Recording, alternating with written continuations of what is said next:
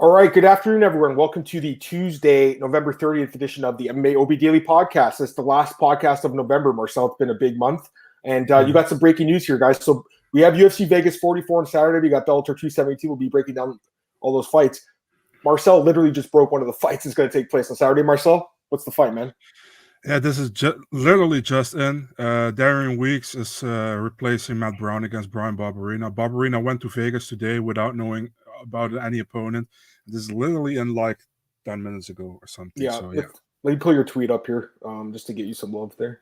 Nice job, Marcel. Breaking the fight, obviously. You kill it with this stuff, man. It's pretty crazy. I also plug your podcast. I love it. I love it. Thank you so much, man. That's amazing. I'm retweeting that shit. There we go. Going to retweet on the Odds Breaker podcast. We'll talk about this fight in a few minutes. Actually, might as well start talking about it now because it's on the list.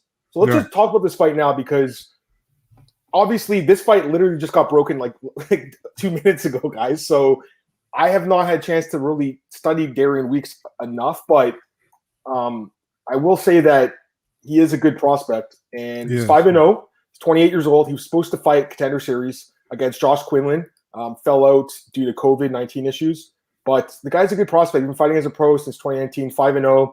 All his wins by stoppage. Marcel, LFA, KC Fighting Alliance, also good promotion. So looks like a pretty good prospect, man. But of course, Brian Barberena, veteran of the sport, he is coming off a loss though to Jason Witt. So maybe this guy's catching him in a good spot, man. What do you think? Yeah, it's possible. You know, it's hard to say. You know, I still think Barberena has a lot of experience, and you see he's super tough. He came back in the third round against Witt. But we got to see Weeks. You know, he was supposed to fight Quinlan, which was a great fight between two prospects. But I think Weeks got COVID, or somebody in his corner got COVID, so he couldn't fight in the Contender Series. By the way, someone said it's not breaking. Did you broke it though? Didn't you? I don't know, man. Probably some troll in your comments. I was just reading the comments, so just letting you know. Like, was it out there already, or you got it first, right? Like, I haven't seen this anywhere. I haven't seen it either, but I don't know. Who cares? It doesn't matter. Anyways, the fight itself, like who would you favor, Marcel? I mean, we don't have a lot of information about Weeks, obviously. So, do you think Barberena, just based on the experience, should be favored, or do you think this guy Weeks should be favored? What do you think? I think Barberena should be favored, man. I mean, it's a short notice fight. It's Weeks taking, and let's be honest, Barberena has a lot more experience than Weeks has. So he sure does. Barberena. I was just so disappointed by the fight against Witt, man. I mean, I know it was an exciting fight, guys. It was fight of the night, but he lost to Jason Witt. Come on, man. He was minus 300. Darian Weeks, we just looked it up. So basically, he's a prospect out. I'll pull up his Tapology. Here we go. He's a prospect out of Missouri. I don't think he's a James Krause guy, but he's been fighting in those same promotions. I have no idea, to be honest. Here he is, 5-0, 28 years old. I mean, there is something to like about it. Obviously, all his wins are by stoppage. He also has pro boxing experience. He lost his last fight, though. Not that it really matters in them. Yeah, it was boxing, true.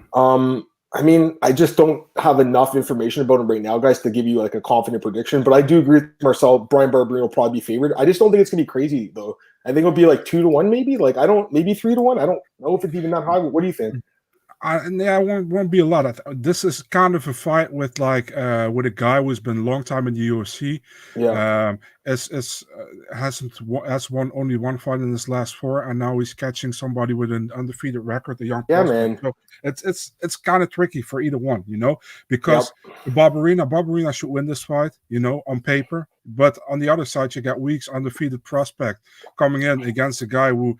Let's be honest, man. I love Barberena, but he needs a win, you know. And this is a tough guy. Barberena's a tough guy, but against Weeks, undefeated guy who got things for him going. I don't know, man. We will see. You know, you never know what's going to happen.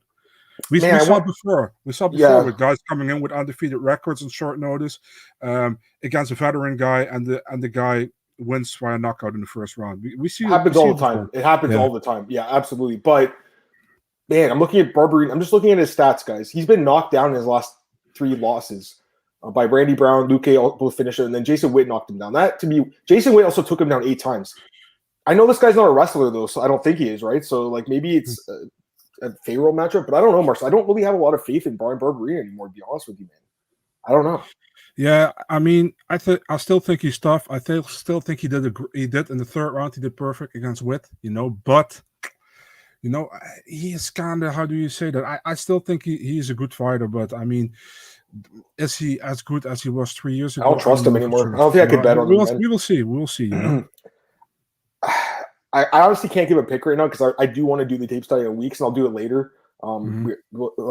But I think he's got a chance. That's all I'll say right now because I think Byron Burby's a guy you want to fade. Honestly, I was picking Matt Brown to beat him. I'm telling you right now, Marcel. I don't know who you thought was going to. I like Matt Brown in that fight. Who'd you like in that one? I was really. How do you say that? I wasn't sure about it. You know, on the fence. So yeah, on the fence. So to be really honest, I didn't make a pick because I didn't have to. No, you didn't have to make a pick, but I was leaning towards Matt Brown. I liked him as an underdog, honestly. So I'm gonna have to take a look at this guy weeks just because I'm fading Barberina, you know. But again, like you said, Marcel, we've seen this happen a lot. Guy with an undefeated record looks really good in the regionals. He comes to the UFC, fights a veteran and loses. It happens all the time. So I gotta see how good this guy really is. Anyways, let's get these comments. Hey JFM, what's up, man? You saw with Terrence McKinney. I didn't see the comments. Was he complaining? Like, did he not get his show money? Is that what happened or something? I can see why I'd be upset if that's what happened. I haven't seen it. I don't know. I don't. He's just gonna wait for Kamzat to get fight next year. Anyways, Daniel. Hey Daniel, what's up, man? Bam lack of athleticism seems to have finally caught up with him. I kind of agree with that too.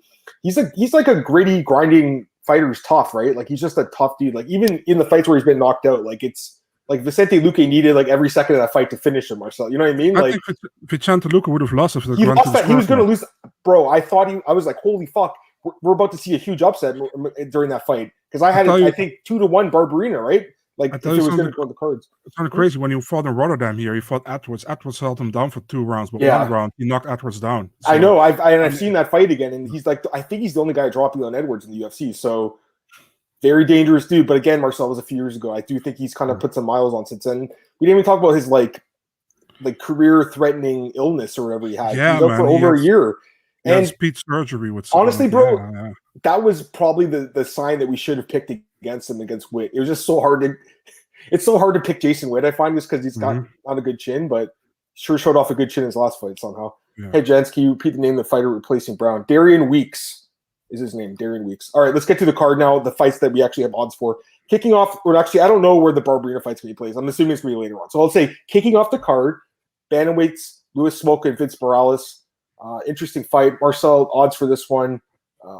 Luis Smolka minus 145, plus 125 for Vince Morales. And I want to give Cole a shout out again because he interviewed both guys, and they're close because basically Ricky Simone he's in the UFC, obviously. He's Morales' cousin, and he trains with Smolka with the Timo Yama. So it's a very awkward situation. These guys don't want to fight each other. But honestly, based on what I saw with the interviews, Smolka had more of an issue with fighting Morales than Morales had fighting Smolka. So don't know how that plays out in the fight, but I just want to mention it. Anyways, give me your thoughts on the fight, man.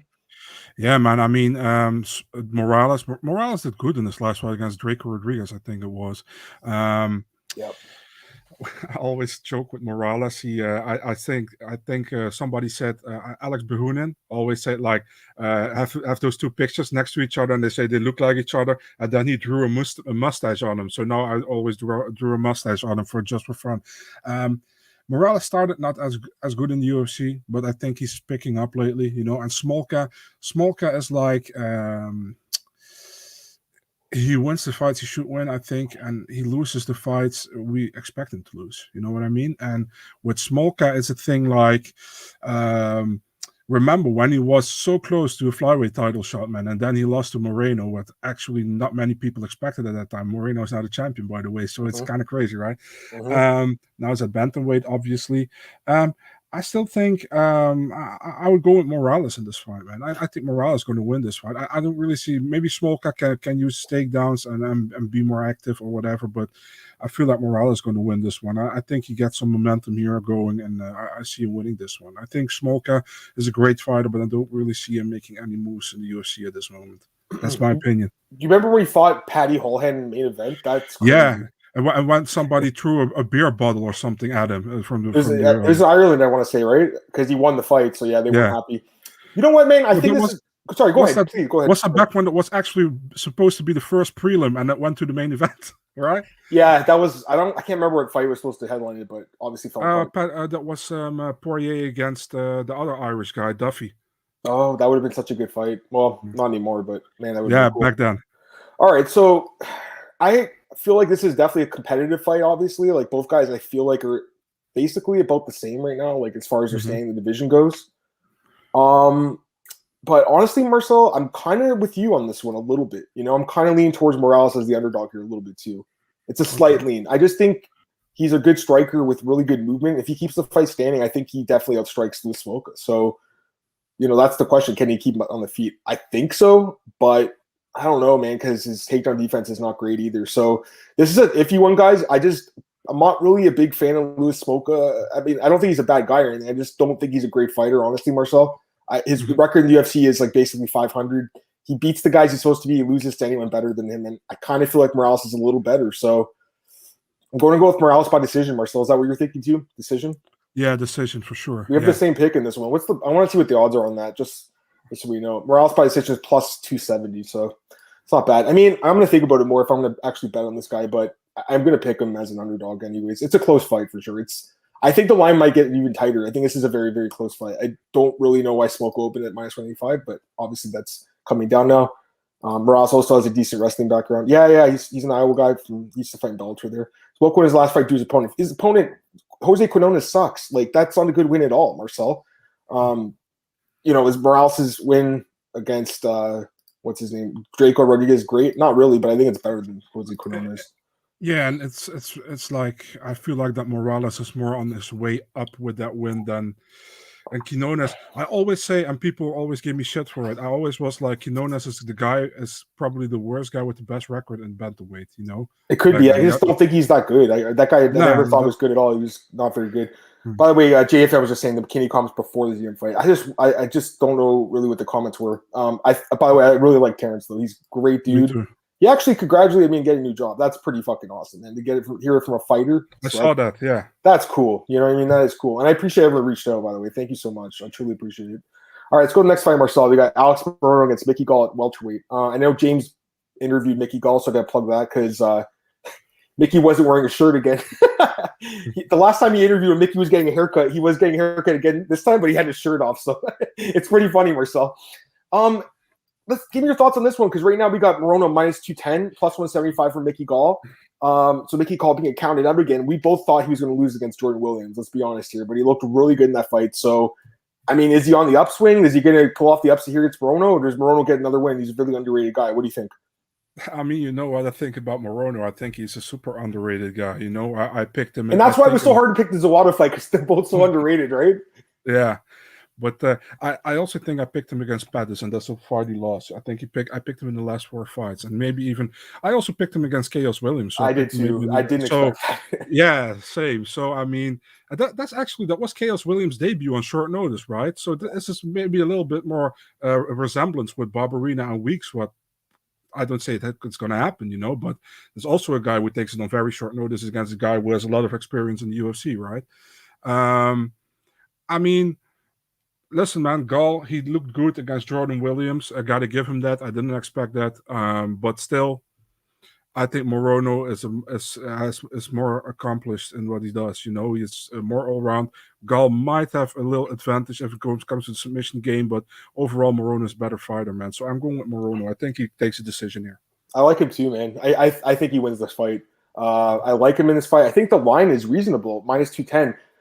DraftKings just came out with their salaries. He's the second highest fighter for DraftKings behind Brendan Allen. So minus 210, I feel like you're getting a little bit of a discount, honestly. I think he should be minus 300 here. I know Mickey looked good in that last fight, but I still don't think he's a great fighter, Marcel, and I still can't get him getting out-wrestled by Mike Perry out of my mind. That was just last year, I don't think beating Jordan Williams honestly means that much, Guy just doesn't have much of a chin at 170, and that's basically what happened. He dropped him and submitted him. So obviously the guy's got nasty submissions, Marcel. If he gets the fight to the ground, yeah, he can finish it. But Morono's got, from what I've seen, pretty good takedown. I know the number says 52%.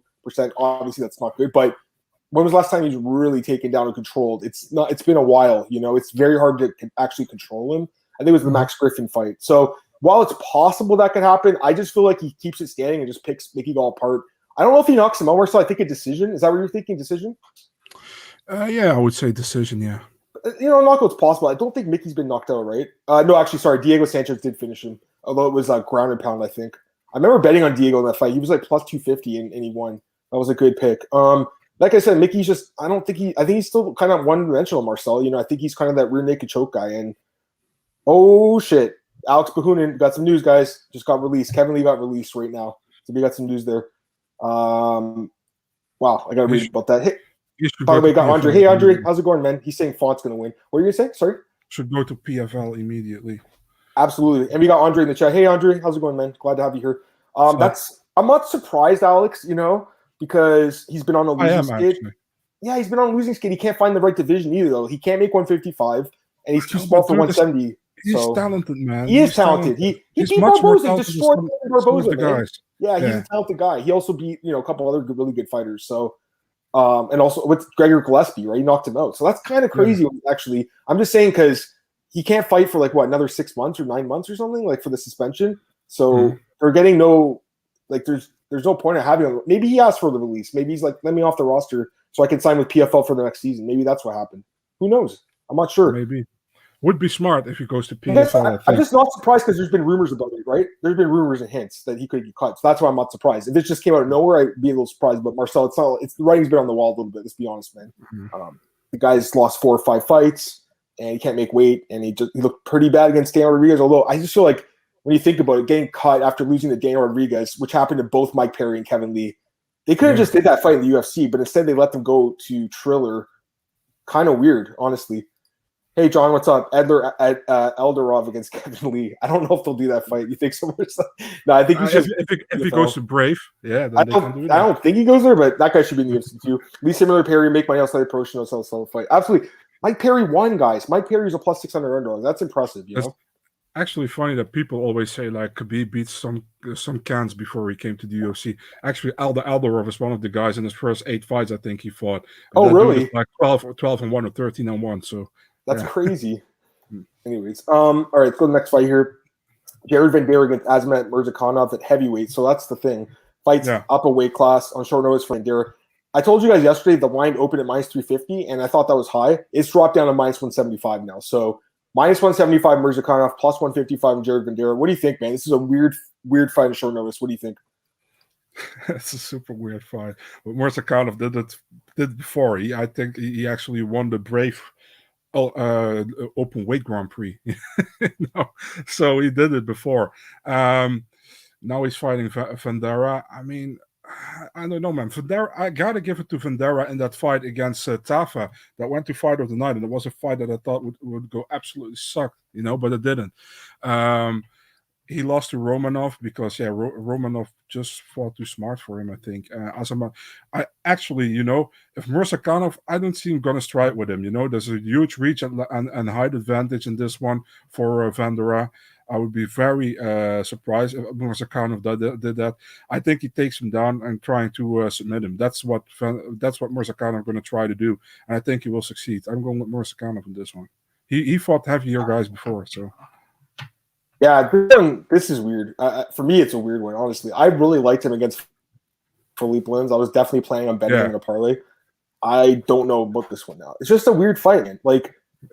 I don't think Jared's great, but I don't think he's a scrub either, I don't think he's been finished a couple times, but he's fought good competition, man. In the UFC, I think, he lost to Romanov and Spivak. There's no shame in those losses. He also beat Tafa in a really good fight. So if he can keep it standing, he can win the fight, But can he? I don't know. It's a weird fight, guys, honestly. It's a guy at heavyweight who's going to be 265 with a massive reach against a guy. I want to look at the stats for this one. The reach is 80 to 71. Wow, that's crazy. 9-inch reach advantage for Jared Vanderaa. He also has a 6-inch height advantage. He's also 40 pounds heavier, too. Man, this is a weird fight, Marcel. I'm telling you, and he's a southpaw. Vanderaa. Murzakonov's a southpaw, so that's nice. That's a good advantage for him. And Vandeera's a younger guy too, which is surprising. Actually, that is surprising. This is a weird one, man. I don't know why this guy took the fight at heavyweight. I don't get it. Why didn't he just wait for someone else to become available? He could have waited a few weeks. I guess he wanted the paycheck, but I mean, the guy's a pretty big, strong dude, right? I'm thinking he should be able to hand it Vanderaa. It's just I don't want anything to do with this one from a betting perspective, I almost feel like it's dogger pass, guys. I honestly think so, but it's just hard to pick Jared. He hasn't looked great in the UFC, but this could be the fight where he wins because Murzakonov's going to have a significant size advantage. And honestly, that does matter. But again, he's a fast dude, huge power. Maybe just knocks out Vanderaa really quick. Hey, what's up, man? Hype MMA says Murzakanov nuts. Yeah, exactly. That's what I'm thinking now. Maybe he just gets in there. Azamat might knock Vanderio. It's very possible. It's very possible. Vanderio, but Merzkov winning the Open. Yeah, exactly. That's what Marcel was saying, the Open Weight Grand Prix. Kevin Lee said on Twitter he's prepared for a championship run. Now he's out. Lee was making more money. His performance is warning promotion. Yeah, I agree with that. And Hype MMA didn't expect it either. Yeah. So yeah, I guess I lean toward Merzkov, Marcel, but it's not a hugely strong lean, honestly. This is a weird ass fight. I just don't want anything to do with the fight. You know what I mean? Like it's just, like I want to watch it, Marcel. Like, but for my money, I don't want to put my money. I work too hard for it, Marcel. Like to put it on these guys, I can't do it. All right, let's go to the next fight because actually I have a strong lead in this one. I'm gonna tell you right now, I have a very, very, very strong lead in this fight. We got Claudio Puelles against Gritzmarker, and it's a pick'em, guys, -110 each. What do you think, Marcel? Who do you like in this one? Yeah, I gotta tell you, I kind of underestimated Claudio Puelles last time against Jordan Levitt. You know, I think he looked very good, and you picked that. You was very convinced he was going to win that fight. I remember that. So, yeah, the thing is with Puelles, you know, he fought 4 times in the UFC, 3 fights, and the 2 fights he won were against Marcos Mariano, which I don't think is a great fighter, you know, and he fought against Felipe Silva, I think, right? So Felipe Silva, and he was losing that fight badly, and then he won in the 3rd round. So I wasn't like he's going to win, but he did very well. If you look at Chris Gritzmarker, last time out he fought Rafa Garcia. Super close fight, I think. Was super gritty. The Gritzmarker, what can you expect? You know? Yeah. And he won that fight, unanimous decision. I thought it was super close. I think still his best win is probably Joe Lozon in the UFC. Gotta say, man, Gritzmarker has never really convinced me in this UFC fights. You know, I think he's not bad, but I don't really see him as really good. And if you look at Puelles, Puelles kind of woke me up in this last fight. I was like, you look pretty good, and you look pretty evolved in the fight. Before that, I wasn't that impressed. I thought, like, yeah, Marcos Mariano, of course, he wins that fight. But this one was more impressive. I also think he trains at Sanford right now, right, Puelles? So, yeah, I kind of lean Puelles this one as well, and I actually think he can finish Gritzmarker here, man. Yeah, he's at Sanford, and I believe Gritzmarker's at ATT, so they're at the 2 best gyms probably in the sport. It's a good fight, man. It's a reasonable step for both guys, I think, because Gritz obviously had the upset, although I don't even know if he won the fight, but the judges gave it to him. And then Puelles obviously had a string of wins now and looked really good in his last fight. The fight that I called him as an upset, and he did really well in that fight. I don't think you guys are going to be surprised who I like in this one. I love Claudio Puelles in this fight. I love him in this fight, Marcel. -110 is a great price for him too, I think. I just think he's the better fighter. You know, here's the thing, like, he's so young. He's only 25, Marcel. He's super young. He's getting better. He was in the UFC at age 21, guys. Like, he's been in the UFC for a while, getting better. Took some time off since he's been to Sanford. He's looked amazing. I thought he looked great against Levitt. He basically out-wrestled a wrestler. I think he'll have probably a wrestling advantage in this fight. You know, Gritzmarker, obviously a gritty guy, but I don't know, man. I'm not convinced he's a durable guy just because he went with Garcia 3 rounds. Garcia's not a knockout guy.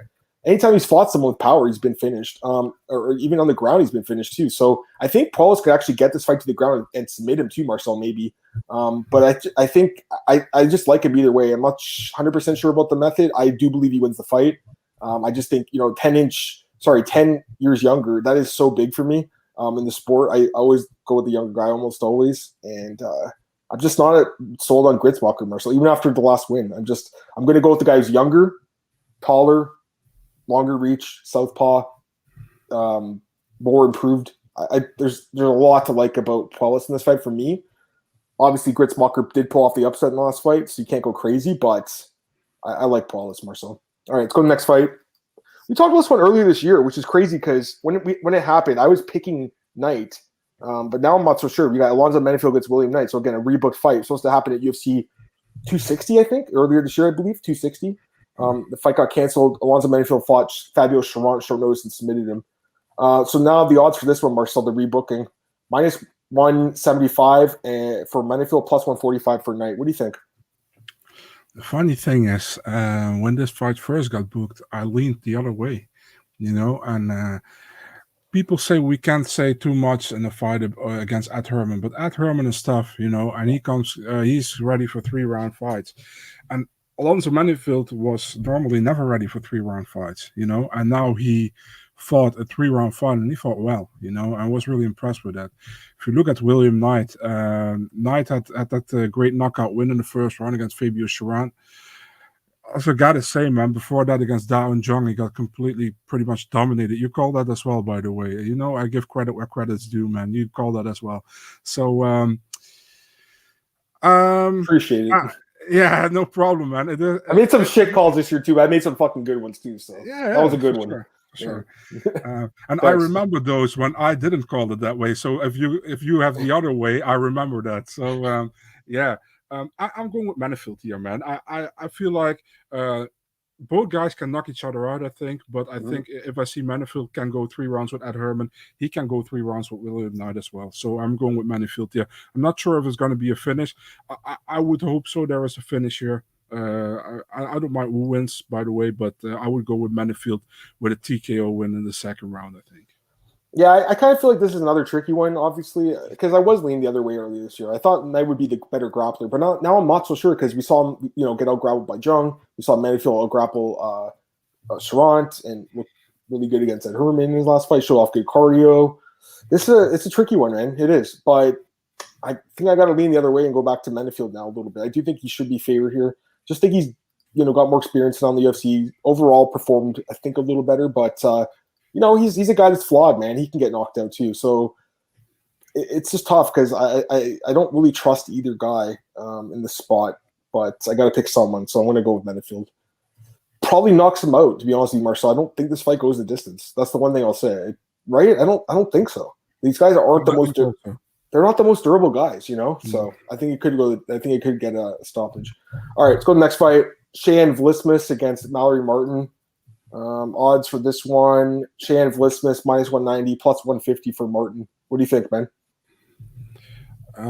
Yeah, this is another fight which is super close in my opinion. I think many people will go with Cheyenne because they're more familiar with her. But Mallory Martin isn't a bad fighter either. I think they are both really kind of an equal, in my opinion, at least. I know Cheyenne had a great knockout win last time out against Gloria De Paula, right? I think we both picked De Paula in that fight, if I'm correct. Yeah, it wasn't a great pick, obviously. Yeah, man, I think that was a card that we had. That was a really tough card. That was the same one that Barbarina lost to Wade on. That was just a really hard card. I remember that one. I think I went 3-6 or 3-7 on that card. So yeah, it was pretty awful. If you look at Mallory Martin, she got subbed by Poliana Viana last time. Before that, she got that win against Hannah Cyphers. In the fight, she got beat up in the first round. I can remember when she came back in the second. Pick would still be Cheyenne, I think. I think Cheyenne gets it done by a decision here.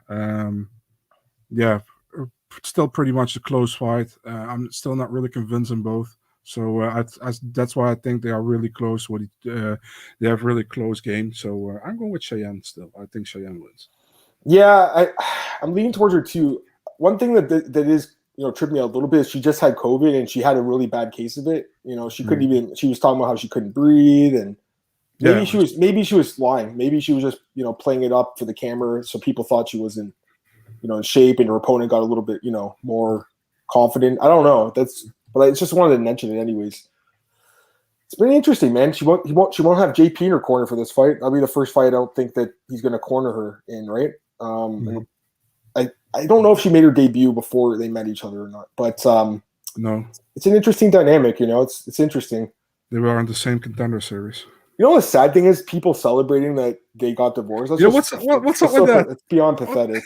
What's up with that? It's just people that were jealous of JP Bays. I mean, let's be honest. He was dating a really attractive woman that a lot of people probably want to date, but guys, you shouldn't be jealous of other people's relationships. That's really pathetic. JP is a super cool guy as well. He's a nice guy too. It's not just he's 0-2 in the UFC, but who cares? You know what I mean? Like that has nothing to do with it. Obviously, they had some other issues. Anyways, we shouldn't talk about that stuff. There's nothing to do with us. Let's talk about the fight itself. I mean, for me, Marcel, that like I said, the COVID thing's tripping me out. The divorce thing is also kind of throwing me off, just because, like, again, where's her mental state at right now?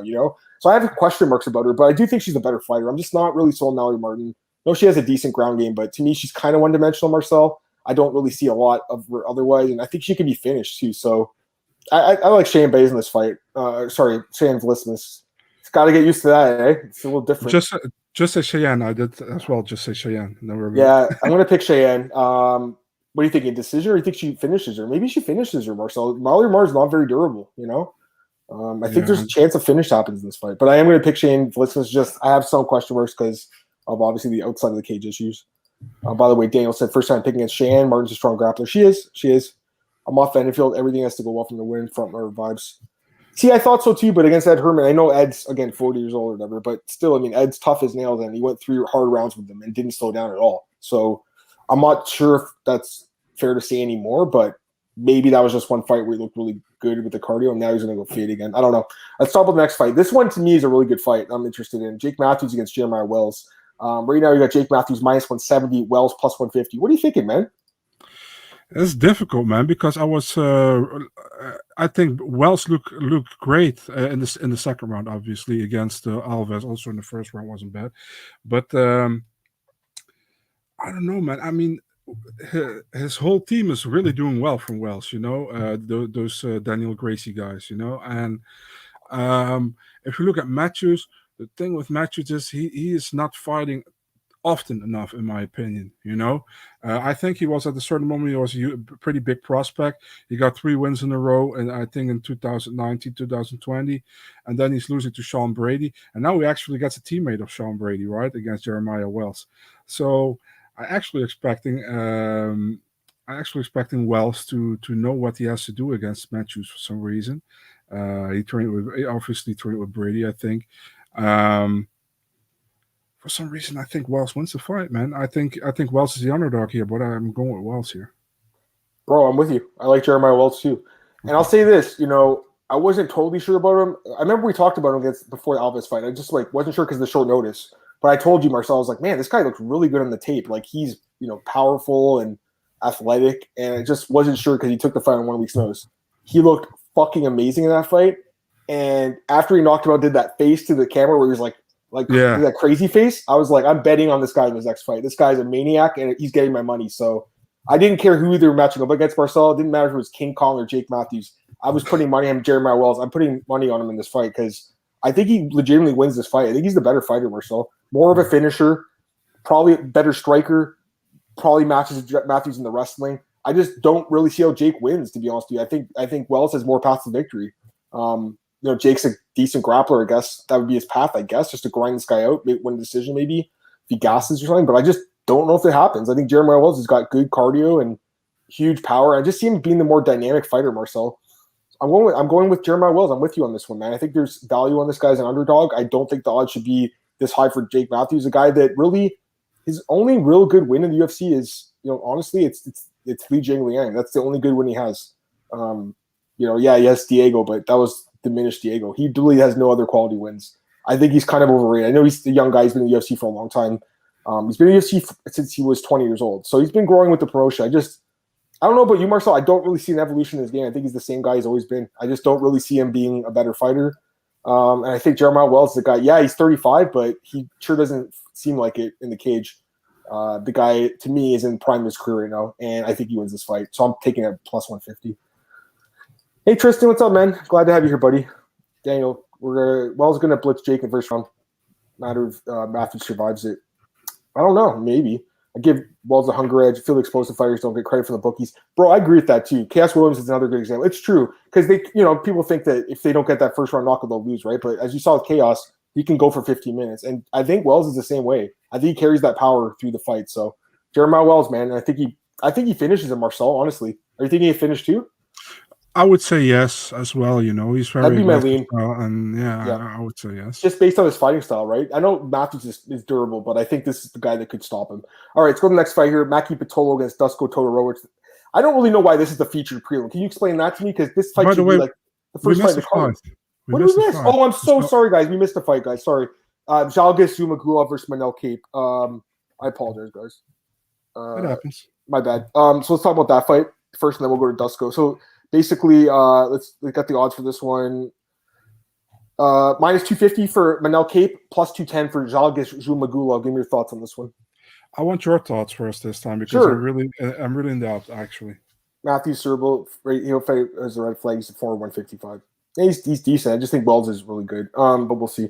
My thoughts on this one, Marcel, I really like Manel Kape in this fight. It's just hard for me to trust him because he lost twice for me earlier this year. He's fought 4 times this year in the UFC, which is crazy. The first 2 times he lost, and I was like so pissed, so I bet against him against Osborne, and then he looked amazing. So I'm in a complete loss with this guy, to be honest with you, because I'm 0-3 on this guy this year. So I don't have the best read on him, obviously. Although I still think he beat Matthias Nicolau, and I don't like that decision. But anyways, Scoggins is another guy. He's a pretty well-rounded guy. He looked amazing in his last fight, but he fought probably the worst guy in the division, a guy who's not in the UFC anymore. I just think Manel Kape's the better fighter everywhere, man. Better striker, better wrestler.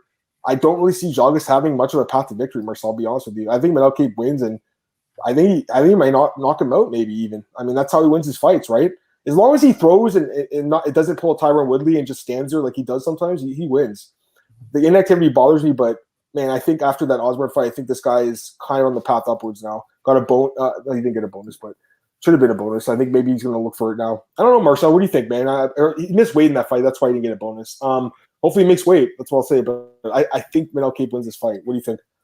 The funny thing is, I'm actually 3-0 with picking Manel Kape. So, and I should be 2-1 because I still think he didn't want. He won the Nicolau fight. Yeah, won the fight.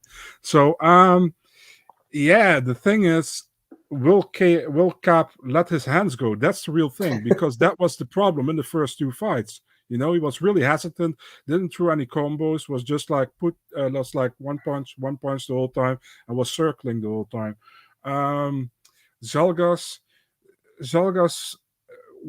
did very well in this last fight, but it was against Jerome Rivera, and he's like 0-4, I think, in the UFC. So it's really hard to measure anything with that, in my opinion. Before that, he looked okay. I think the Paiva fight, he could have won. Maybe he should have won. That was a very close fight, and it could have gone his way. The Albazi fight, that was a deserved loss, I think. We also have to look at the scene before he fought in the UFC. The 2 wins against Ulanbekov and against Bagotinov. No disrespect to Zhalgas, but I think the other guys won, actually, those 2 fights. So the thing is, I think this can be stylistically difficult for Manel if he takes him down, but I also slightly leaning towards Manel. You think he was going to knock him out? It's possible, but I would say a decision, man. I think he picks him maybe apart if he can keep it, but he has to keep it standing, I think. Yeah, so I guess we have the same read on it. Just we're getting there a different way. But yeah, I think Manel Kape wins. I'm not sold on Scoggins at all. I did think he beat Paiva. I'll say that. But Amir Albazi is not that good, and he lost to him what was that, last year or earlier this year? It wasn't that long ago at all. Again, what does beating Jerome Rivera mean? Nothing. Come on. All right, Mackie, Pitolo, Dusko, Todorovic. So we'll go to this fight odds right now. Dusko, Todorovic minus 150, plus 130 on Mackie, Pitolo. What do you think? Yeah, this is a headbreaker, this fight, man, to be really honest. Yeah. I mean, Mackie Pitolo, he's 0-3 in his last 3 fights. Gotta say, the fight against Julian Marquez, he was winning until he got finished with Anaconda choke in the 3rd round. Yep. Then we got, I mean, he only literally got 1 win in the UFC, and against Charles Byrd, and it was Charles Byrd who was winning the 1st round, but he was retiring after that fight, so Pitolo hasn't been really good in the UFC so far. I always liked him on the regional scene, to be honest. And still, his worst loss in the UFC, I'm sorry to say, was Callum Potter in 2019.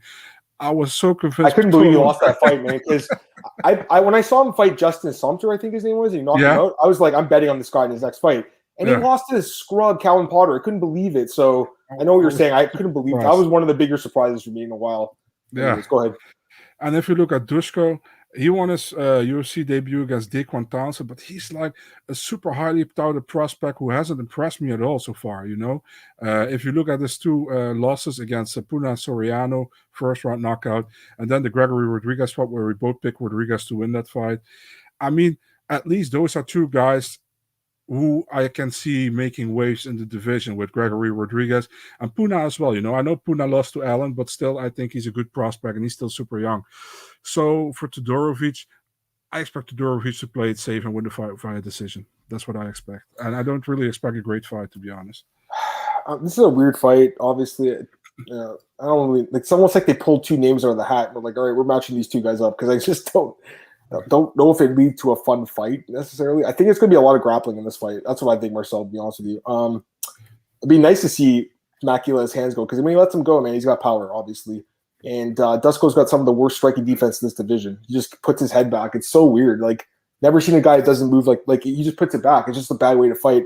I hope he's got a new coach to work on his striking defense, because what I saw against Greg Rodriguez, and I picked Gregory in that fight, I loved it because he made some good money and he was an underdog. I'm going to have to go pick it against it again, Marcel. I don't think this guy's good at all, honestly. I don't trust him at all anymore. Don't trust his striking defense. I think his chin is very questionable. Obviously he's got some good wins on his record, like Pereira, which that would still surprise me, but I think he's almost gotten worse the last couple of years.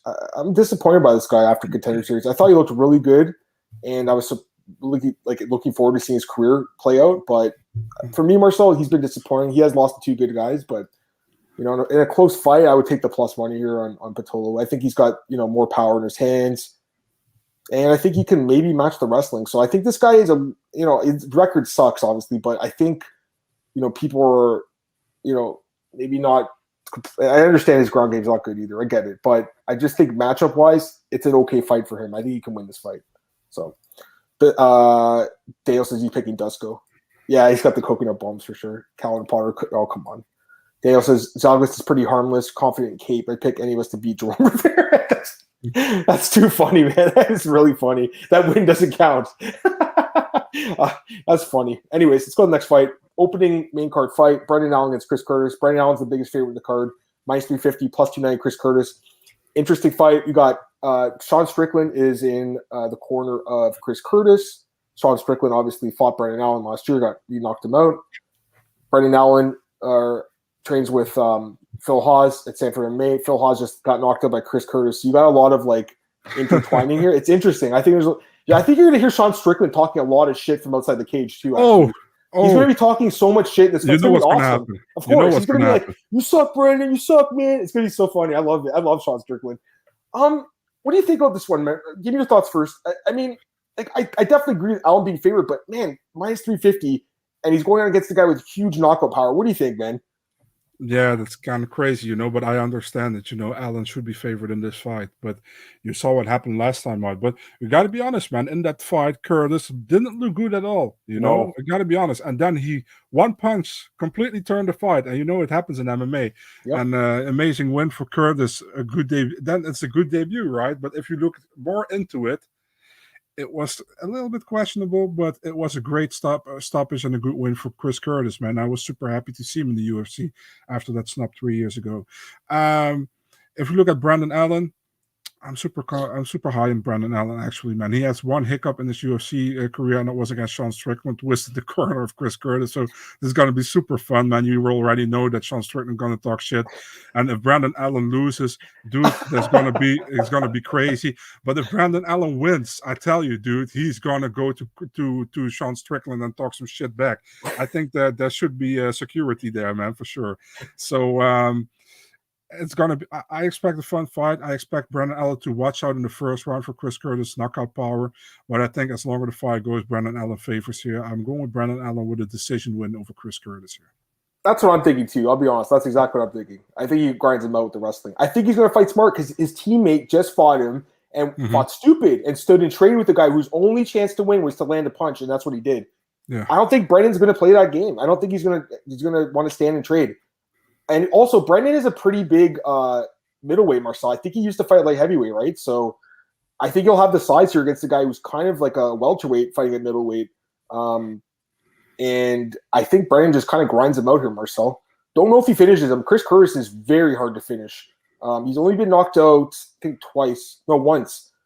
Has he ever been submitted? I don't think so. Check right now. Tapology. I wish Tapology showed that. I'll say that, Marcel. If there's one improvement I'd make to Tapology, be like list the method. I don't know why they don't do that. Sherdog does that. It's one thing Sherdog does well. One submission loss, one knockout loss in his career. So it's been a while, but it's been Tom Galicchio, former UFC fighter, submitted him 10 years ago. So it's possible, but that's the guy with the tooth, right? Yeah, I think so. He's on Tough. He fought James Krause, I think. Yeah. That's the guy. That's the guy. All right, JFM is Kevin Lee going to PFL? He should, but we have no idea. Any value in Curtis round 1 or 3? Maybe. I mean, could be. The line looks a little high in Allen. I mean, he probably wins, but the line's high. That's too funny, Daniel.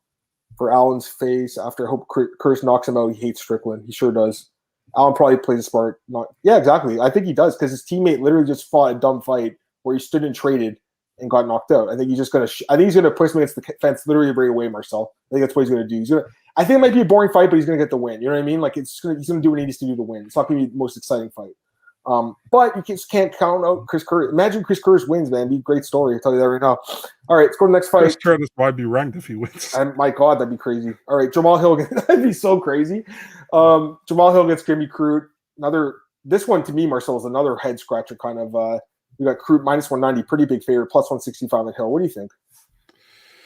So I see many people are really on Jamal Hill. And listen, man, I like Jamal Hill, but I think Jimmy Crute has a good way in winning this fight, man, and that's getting the fight to the ground. I think he's much more superior there than Jamal Hill, in my opinion. Jamal Hill might have a small advantage in the stand-up, but I still think Crute is great there as well, pretty good as well. Although, I feel like when I saw this matchup, I think it's a fun matchup. It's between two ranked light heavyweights, but I feel like Crute, if he gets him to the ground, and I expect him to get him to the ground, he can win that fight, I don't know why so many people are thinking Crute can't win this fight. And maybe I'm absolutely wrong. We will see on Saturday. Maybe I'm talking out of my ass, but I think Crute wins this fight. I think he gets him to the ground and he probably submits him. And not maybe the first round, but if not the second or third round. And if not, he wins a decision. So I think Crute wins this fight. I have Jimmy Crute here. Hey, I know that. I'm saying that, like, I wish they had the breakdown like Sherdog does. Like, you know what I'm talking about, Marcel, where at the top of Sherdog it says, like, 10 wins by knockout, 5 by submission. Like, I wish Tapology had something like that. Just a suggestion. I know you work for them. That's why I'm mentioning it. I'm someone who loves Tapology, but, that's one thing I think Sherdog does well. That's all I'm saying. Don't tell Tapology, but I use both. I stopped using Sherdog after I left that place. Yeah, I like Tapology better. Anyways, I like to jab his head off. Wonder if Crute will look to grapple. That's what I think. I think this fight's kind of tricky, I feel like the line's a little bit inflated, Marcel, I'll be honest with you. Like, I don't know if Crute should be 2-1. I think it should be closer to, like, minus 150. Yeah, I agree. For me, like, because I think he should be slightly favored because I do think he's, the younger guy. He's only 25. He's super young. And I think he's, like, kind of more well-rounded guy because I think he's got the ground game, right? But he is coming off a knockout loss, and he has been finished a couple times in the UFC now. I don't know how good his durability really is, too. So I'm leaning towards Jimmy Crute, Marcel, but it's kind of a tricky one, guys. I mean, Jamal Hill's not bad at all. He's a good fighter, and he just got caught against Paul Craig. He fought dumb and went to the ground with a guy like that. I mean, I hope he doesn't make the same mistake here, but it could happen, right? And I think that's what we're all looking at now, that fight. And it looks like he's got a hole in the ground. That's what I'll say. Great stand-up, though, man. And if he keeps this fight standing, Marcel, he definitely can knock him out. So interesting fight, but I think you're right, Tristan. He just grappled. He's just like the Brendan Allen fight. Marcel pushes him against the fence right away and looks to get a takedown. Yeah, Daniel, that's what I meant. Anyway, let's go to the next fight. We got 3 more left. Clay Guida against Leo Santos. Two guys that are really old. 41 against 39. Clay Guida turns 40 next week. It's a strange one. I don't really get it, but you got Leo Santos minus 185. Clay Guida plus 160. I'll start it off right now. I really like Leo Santos in this fight. I really like him, Marcel. I think he's one of the most underrated guys in the division. I think he's just a really terrible matchup for Clay Guida. Like, he's the taller guy by 5 inches, 5 inches of reach, and he has 90% takedown defense, guys. Like, you cannot take this guy down. He's almost impossible to take down. On the feet, he's the better striker. On the ground, he's got submissions. Where does Clay Guida win this fight? Just by being busy and making the judges confused and win a decision that way? How does he win? How does he win otherwise? I don't see it happening. I think I like this fight for Leo Santos. I'm not even upset about the loss against Grant Dawson. He looked amazing in that fight up until the last second, literally, and got knocked out. Looked fine in that fight. So, Marcel, like, for me, this is a fight that I think Leo Santos should be a bigger favorite in. I like Leo Santos in this fight. I think he wins decision. What do you think? I'm just wondering how they got to this fight. It's like Clay Guida. So weird. Let's give him Leo Santos. Why? Because we don't know. I mean, doesn't make sense at all. Yeah, it's really weird. When I saw this fight, I was like, huh? Yep.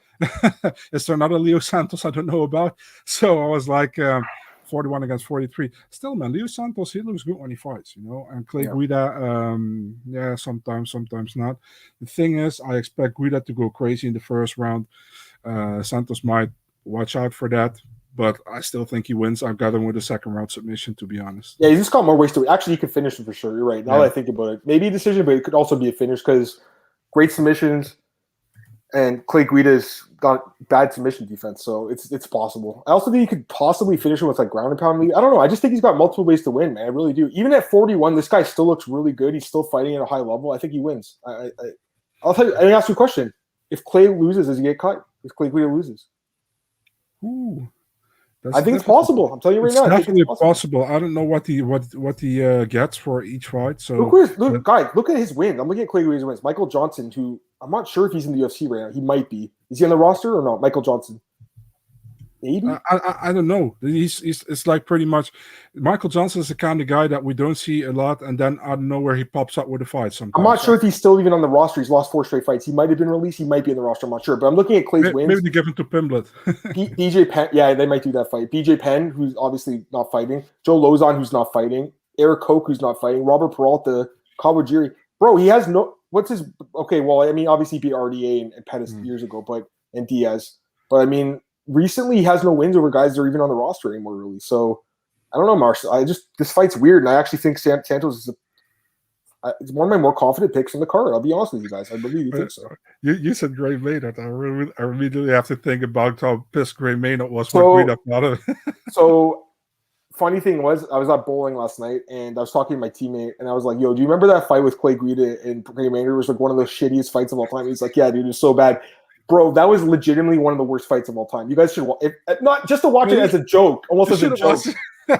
It's so bad. It was such a bad fight. Like they were punching air. Look at the strike stats, Marcel. I'm looking at the stats right now. 21% significant strike accuracy for Maynard, 14% for Guida. Maynard was so pissed. I remember it after that. What a bad fight. It was bad. It was really bad. It was really, really, really, really, really, really bad. Anyways. And then that Hatsuhoki fight where one of his friends on Facebook was one of the judges in the fight and he won the split decision. You remember that one? Like it was one of his friends was one of the judges. So sketchy. Anyways, Clay's not a bad fighter, obviously. He's got good grappling and everything, but I mean, I just think this is a bad matchup for him. All right, co-main event, Brad Riddell against Rafael Fiziev. Great fight. Co-main event, obviously, you got even odds, -110 each. What do you think, man? Yeah, apparently these guys called each other before accepting the fight because Riddell trained sometimes with Fiziev, I think at Phuket Top Team, right, in Thailand. Riddell now obviously with City Kickboxing. Fiziev sometimes training still at Phuket Top Team, but he's mostly at Sanford, I think, right now. Yeah, man, Fiziev, I really like to do it, man. I know he lost his UFC debut, but he won 4 straight. He got that Matrix kind of thing against Mark Diakese, if you remember. Renato Moicano, a really good win, a knockout in the first round. And after that Green fight, which I kind of say that third round against Green, that didn't look good. He was heavily gassing in that round, and I hope he fixes that because against Riddell you can. If you look at Riddell's record inside the UFC, fight of the night performance in his debut against Jamie Malarkey, very good fight. Fight after that, Magomed Mustafayev, split decision. I think I had Magomed winning that one 29-28, but I didn't have a problem with Riddell. It was super close, I remember. And the Alex Silva was clear. And Drew Dober was actually a really good fight from Riddell, I think. I didn't expect him to win that fight, and he did. So, super close, man. I think... I guess who's the favorite? Riddell probably the favorite, right? It's a pick 'em. It's a pick 'em. There's no real favorite. It's basically a pick 'em. Yeah. I think Fiziev is more well-rounded than Riddell. I think Riddell really needs stand-up game here in this fight. I think Fiziev can also out-wrestle him. To be really honest, I don't know if you agree with me on that, but again, the third round against Green really bothers me. And I think you can do that against Riddell. Still going with Fiziev. Decision, but he has to win the first 2 rounds probably to win. Tristan's asking, he's wondering who's going to go to the ground and who's going to be better in ground. Riddell. Here's the thing. So I think it's definitely a competitive fight, obviously. I mean, they're both, basically ranked in the same spot in the division. Go ahead. It's finally in the right place. It's a co-main event where it belongs. Very deserving. For sure. Both guys. It's going to be a great fight. I think it's going to be a great fight. Man, they're both good. I gotta be honest though, I'm a little surprised Rafael Fiziev isn't favored more. I gotta be honest with you, Marcel. I kind of agree with you on this one. I think it's close, but to me, Fiziev is just the more dynamic guy, I think. And I agree. His wrestling, I think, is underrated and better. There's the thing. I think everyone's looking at the fight with Jude Ober because Riddell uses wrestling against the guy who's not a very good grappler. And it was smart, right? But everyone's forgetting, or they haven't seen what Fiziev could do on the ground. Because I've seen him wrestle, Marcel. He is a damn good wrestler and very underrated with the wrestling. He trains at Stanford too, which I love. Great fight, man. I love this fight, but I'm leaning towards Rafael Fiziev because not only do I think he can outstrike him on the feet, I also think he can grapple him on the ground. So to me, he's got some advantages. I am worried about the third round, though, like you might saw. It's just, is Brad Riddell going to throw as much volume at him like Bobby Green does? I mean, Bobby Green's a cardio machine. Like, he's it's crazy, right? Right? It's insane how many punches he throws. Like, even against Iaquinta, he threw like crazy amount of punches in like such a short period of time. So Riddell's a great fighter, man. Great striker, good wrestler. But I just think Fiziev, I think he's the real deal. And I think he wins this fight. So going with Fiziev. Daniels disagrees with us, though. He thinks that Fiziev's not going to have a great game plan. He's so talented. It's like he gets bored in there. Well, now he's training at Stanford. I hope that they're going to come up with a good game plan. I think that game plan will be to, use the wrestling more in this fight. All right, let's go to the main event, guys. Can't wait to talk about this one with you, Marcel. Jose Aldo against Rob Font. Odds for this one, -140. Rob Font, Jose Aldo, +120. Great fight, 5 rounds. Bantamweight division winner probably gets a title shot sometime next year. Give me your pick, man. Yeah, fight a bantamweight between the greatest featherweight of all time, Jose Aldo. Yeah, hate me for it, people. And Rob Font. Great matchup, a really great matchup. I think Jose Aldo, it's like I said, man, Jose Aldo has come back great. Everybody was like, he's fading now, but he's coming back the whole damn time. He did very well against Pedro Munoz last time out. Still, Rob Font. I'm really impressed by Rob Font. I think he's a great fighter. How he picked apart Cody Garbrandt, and that was a 5-rounder as well. That was a 5-rounder, and he won. I think he won 4 rounds, in my opinion. I think 2, 3, 4, and 5 was for him. I actually think I scored all 5 rounds for him. I think I scored all 5 rounds for him. I think the first round was close. So he can go 5 rounds, and he looked good in that fight, And for me, Aldo, we got to say like this, Aldo, he's still great, but he is definitely getting older, And if you look at Rob Font, he's getting more in his prime. I hope he can keep fighting like he does, because I think he can be a legit contender in the division. His boxing is super crisp. His jab is amazing. I know Aldo is a great striker as well, can use his ground game here. Still, I'm taking Rob Font winning a decision in this fight. Yeah, so I think it's a great fight. I think it's a competitive fight for sure. You got 2 of the best guys in this division. This is not an easy fight to call at all. I'll tell you that right now. But I've been going back and forth on it, and I had to go back to the tape to watch these guys' last fights again. I was just blown away by Rob Font's jab in that fight, man. I really was, Marcel, just like you. That's exactly what I saw. Long jab, man. And watching Munoz versus Aldo, bro, and also Peter Yan versus Aldo, I love Jose Aldo. We all do, but you know what, bro? I'm telling you right now, his head movement's not that good, guys. It's really not. Rob Font has way better head movement. Rob Font is, I think, the better boxer, actually, which is crazy to say. I think Aldo can win this fight, especially if he uses leg kicks. And I think Marcel, if he uses his takedowns to get the fight to the ground, I think, if you see Aldo do that. But when does he ever do that, right? So it's going to take place in the feet. And I understand they're both, very similar in age. I think Rob's only a year younger, but to me, it seems like Rob is more in his prime right now. I felt the same thing as you. I feel the same. I actually feel very similar to you. But I had to go back and watch some of their fights again, just to get a feel, because I thought Jose looked amazing, right, in his last 2 fights. But again, guys, he's fighting Pedro Munoz, who's a decent striker, not even close to Rob Font on the feet. And I know that Rob, he beat Rob Font by submission, but it's a different fight. Every fight's different. It's some time ago, right? It was too, and that's the thing. Rob Font's really improved. So I think it's a competitive fight, Marcel. Honestly, would I be surprised if Rob Font lost the decision? No. But I have to pick someone here. I'm going to pick the guy who's looked really, really good lately, and his win streak looks really good right now too, Marcel. If you look at Rob Font's win streak, Garbrandt, I mean, it's good, and then Moraes, but Sergio Pettis is a good win. Ricky Simone is a good win, Marcel. Like, these are good wins. Don't get me wrong. Aldo's fought the best guys, and he obviously looked really good against Munoz, and against Very did we had to do to win. But I still have question marks with the guy. I still think his durability is a little bit questionable, Marcel. Like, Rob Font is way more durable in my opinion too.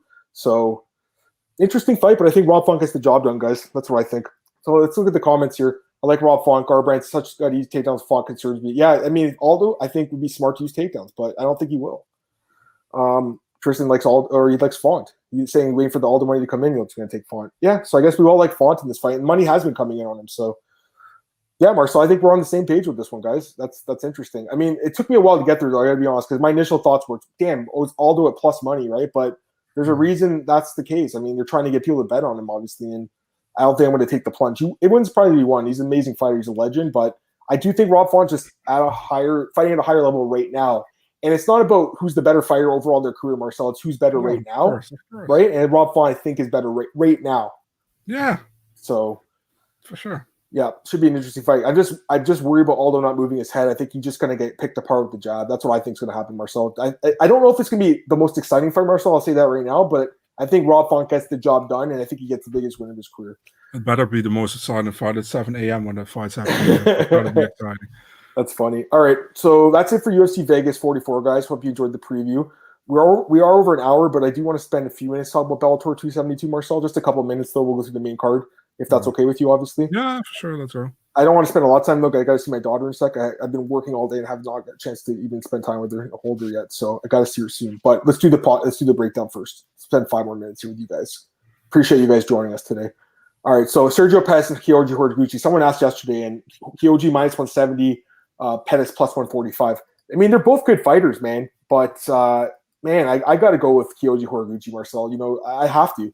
I know that Pettis has looked good lately, really good, but you know, Horiguchi, to me, you know, if he's in the UFC right now, he's one of the best guys at 125 and 135. American top team trained. I think he wins. What do you think? Let's be really honest. If we didn't saw the fight against Pettis against Archuleta, it was a no-brainer to go with Horiguchi. Yeah. So, and I still go with Horiguchi. I think he's a more complete fighter. He's a better fighter. No disrespect to Sergio Pettis, who has been doing amazing in Bellator, but Horiguchi is a special fighter, in my opinion. And I think so too. Yeah, I think he wins the fight. But I just will say, like, Pettis has been an underdog, you know, a couple of his fights and he's won. So just be careful a little bit because, you know, he's kind of one of those guys that, you know, the sports books are a little bit confused on. That's all I'm going to say about that. Sorry, guys, I got some comments here. Any fight you guys think will most likely finish on the card? Mirzakhanov and Vandera. I don't think that fight Marcel, would you say that fight's not going the distance? No, I don't expect. Manifield and Knight probably is another one. Crute and Hill, I think that one doesn't probably go the distance. You think that one goes? Probably not, eh? No, I expect either finish either way. So yeah. Alan Curtis like a finish, maybe. I think Alan could just grind it out though. Aldo, hey, what's up, Kenshiro? Good to have you here, buddy. 135. Aldo's a dark horse. I don't know, man. I mean, are we all forgetting that you know he got destroyed by Peter Yan last year? Like he got destroyed. I know it's Peter Yan, but I mean Rob Font's really good too. You know, I wonder if Aldo gets back to leg kicks or stick to evading them like the Unitas fight. It'd be smart to use them. I think he has been great. Gooch. Pettis being arch level surprising me. Horiguchi on another level. Asakura fight was a fluke a little bit. I think so. I remember 2 years ago, that was like my upset of the year when Asakura knocked him out. So I think it kind of was a little bit of a fluky one. You know, Marcel? He got them back. Yeah, exactly. It was kind of a fluke. We talked about Mousasi and Hall. We talked about it yesterday. It's not always the best fighter wins the best guy that night. Sure. No. Yeah. A couple other fights here we'll talk about. Manuel Sanchez against Jerry Kennedy. Sanchez minus 190, Kennedy plus 165. I think there's value on the underdog in this one. I think Kennedy can grind him out, Marcel, honestly. I think Sanchez is a good fighter, really good fighter, but Kennedy, stylistically, I think could win the fight. So what are you thinking? I agree with you there, man. I think, but both guys really need a win. You know, Kennedy needs a win to make a rise to the top end of the division, and Sanchez is on a 2-fight losing skid. He also needs a win. So I think both guys go all out. But I also would pick Kennedy. I think Kennedy can make it a super boring fight by taking him to the ground and holding him there. That's what I'm thinking. And he needs that. You know, he needs that win. And it's still a big win if he wins against Emmanuel Sanchez. So yeah. All right. Couple other fights. Johnny Eblin minus 1,000 against Colin Huckbody. I mean Eblin's going to win this fight, and we talked about this yesterday. Like, why did Huckbody leave the UFC or for this opportunity? It doesn't make sense. Eblin gets the finish. What do you think? I think Huckbody can give him a good fight, but I'm still going with Eblin as well. Yeah, I think Eblin wins the fight. Yeah. All right. Opening the card. Oh, sorry, I skipped the fight. Josh Hill and Jared Scoggins. You know what's funny? Like, I thought it was Justin Scoggins for a sec, the former UFC guy. It's his brother, though, obviously. Justin's only 29. Isn't that crazy? He's only 29, that guy, and he just kind of disappeared off the face of the planet, it seems like. Minus 110 each, Marcel. Josh Hill, I'm assuming, I think Jared's probably like his brother, has a problem on the ground. I think Josh Hill probably just, grinds him out. What do you think, man? Josh Hill's going to make it a very boring fight. I make a win decision. Yeah, this is a guy that, he's from my neck of the woods. He does a podcast with our boy Jason Haglund, so he's a good dude. I watched Josh Hill fight many years ago in was Score Fighting Series. Yeah, I saw him fight a couple of guys. John Frazier, Haggis Basher. It was 10 years ago. It's crazy. Anyways, yeah. There's some good fights in the prelims too. We got Kai Kamaka 3 making his debut in Bellator. Also, Spike Carlisle's taking a short notice fight against Dan Moret. Sorry, Marcel. What did you say? His return. Yes. Carlisle was in Bellator before? No, Kamaka was in Bellator. Oh, Kamaka, yes. Yeah, he's coming back to Bellator. Sorry. And then, like I said, Carlisle just came off Cage Warriors win. I think that's a really good signing. I'm not sure why the UFC didn't bring him back. I mean, he deserved it. You know, he won 3 straight fights since he lost in the UFC. Marcel, he went 1-2 and got cut, and I think it was a harsh cut. He's looked really good, Marcel. He should have been re-signed. Bad mistake, I think, by the UFC. Anyways, also, overall, it's a decent card. Alexander Shabley, don't forget him. Yeah, he's fighting Bobby King, a guy who's pretty underrated too, Marcel. So I mean, this is a good card. Vinicius De Jesus, a guy who's beaten Jeremiah Wells. You know, you got Moda against Hamill. It's some good fights. Adcat Crockmore. It's a good card. Let me get these last comments, guys. We'll get out of here. Let's see here. Yeah, it's true. Peter On's amazing. Well, if you didn't beat what's his name, Sterling, although we thought he won. Yeah, I'm with you on this one, AD, and I actually picked Pitolo in that fight, so I'm with you on that one. Jeremy Kennedy's from the CAM. Yeah, he's a BC guy like you, right? So there you go. Huck Body really screams. Yeah, he did. So I guess he didn't take the contract. All right, I'm not sure what happened exactly, but that's not a great for his career. He'll be a boring decision. Yep. Yeah. -110 is a good price on him, I think. I'm surprised the odds are really low on that. Like, is Jared Scoggins that good? I don't think he is he? He's okay, but I wouldn't. I'm not sure. I don't think he was favored against Josh Hill, in my opinion. So it's a pick'em. Yeah. Too bad UFC cut Kai. Yeah, that does suck. UFC sucks for Kamaka. Yeah. All right. I mean, is there anything else you want to talk about before we get here? I think we're good. We've gone over the distance here, Marcel. We've gone past the distance.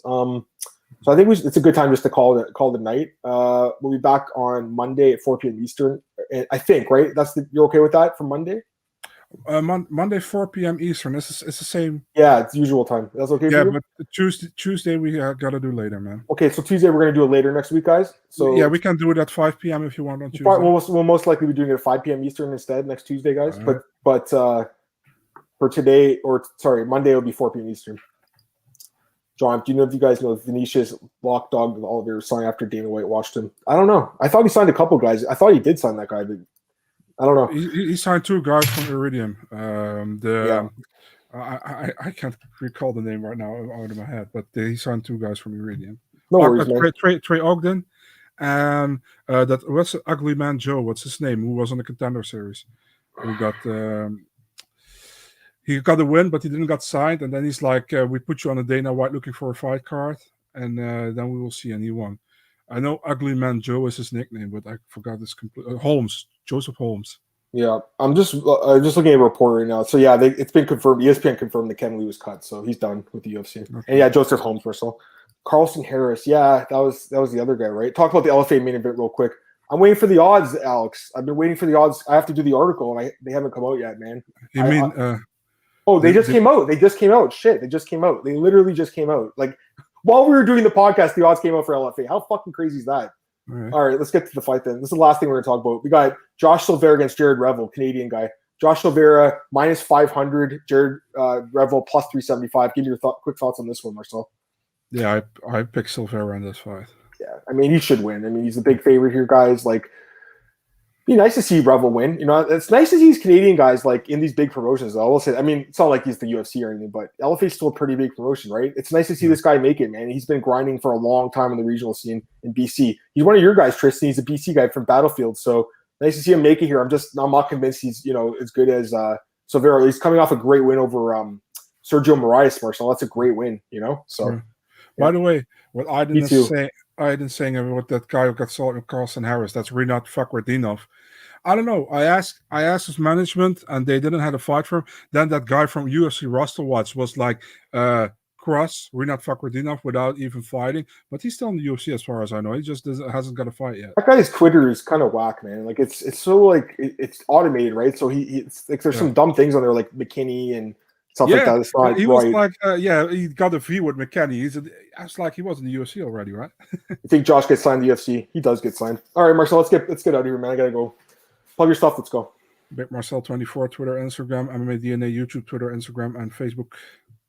You guys can follow me on Twitter at Martin, podcast MMAOBsBreaker.com. It's on iTunes, Spotify, YouTube, all those places you can find it. It's my last week at bjpen.com, so I won't be there anymore. But I am sticking around a couple of MMA places. My MMA News, MMA Oddsbreaker, obviously, and then Elite Fantasy, Elite Sports Betting. So I'll still be in the MMA space, Marcel, but a lot of my day is going to be doing other stuff. But I'm still obviously loving the sport, man. We're still doing the podcast. I think going forward, guys, is going to be 5 p.m. Eastern. We'll talk about that next week. Have a great weekend, guys. Peace.